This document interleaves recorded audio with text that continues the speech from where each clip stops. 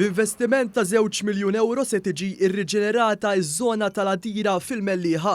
Dan tħabbar mill-Ministru għat-Turiżmu Clayton Bartolo u l-Ministru għall-Infrastrutturi Borġ f'konferenza tal-aħbarijiet bil-bajja tal-Adira fl-isfond u ma qalu li ta' kull sena din il-bajja miksija ramel tiġbed lejjel u ta' nies biex jitpaxxew bil-Baħar Malti u għalhekk dan il-proġett huwa wieħed bżonjus u li minnu se jgawdi kulħadd. Fost ix-xogħlijiet li se jsiru f'dan il-proġett hemm ir-rikostruzzjoni tax-xatt taż-żoni pedonali tisbieħ ta' roundabout, ambjent aħjar hekk kif se jitħawlu aktar siġar, aktar aċċessibilità, faċilitajiet sanitarji ġodda u anke Wi-Fi b'xejn għal kulħadd. Il-Ministru għat-Turiżmu Clayton Bartolo għal kif proġetti simili li qed isiru madwar il-pajjiż mistennija jiġbdu lejn l-irħula u bliet Maltin aktar turisti. Ħidma konġunta anke flimkien ma' entitajiet oħra fil-Gvern qegħdin naraw li ikollna dejjem iżjed il-kwalità fil-prodott turistiku tagħna.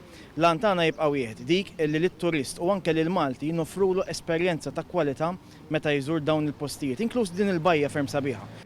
Minnaħa tiegħu il-Ministru jinborġ għal kif ix-xogħlijiet infrastrutturali waslu wkoll biex jagħtu kwalità ta' ħajja aħjar lil Maltin għawċin u anke turisti li jżuru lil pajjiżna. Infrastructure Malta u l-Ministru tal-Infrastruttura qed nassistu ministeri oħra.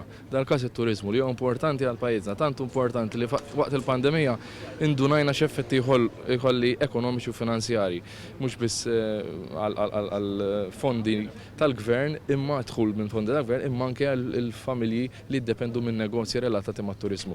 U allura irridu nabgrejdjaw il-prodott turistiku. Dan il-proġett se jwassal biex din iż-żona tkun ħajja wkoll matul is-sena kollha u mhux biss fix-xhur sħan tas-sajf. Fil-konferenza tal-aħbarijiet intqal kif ix-xogħlijiet fuq dan il-proġett mistennija jibdew f'Ottubru li ġej u jispiċċaw f'Marzu tas-sena d-dieħla.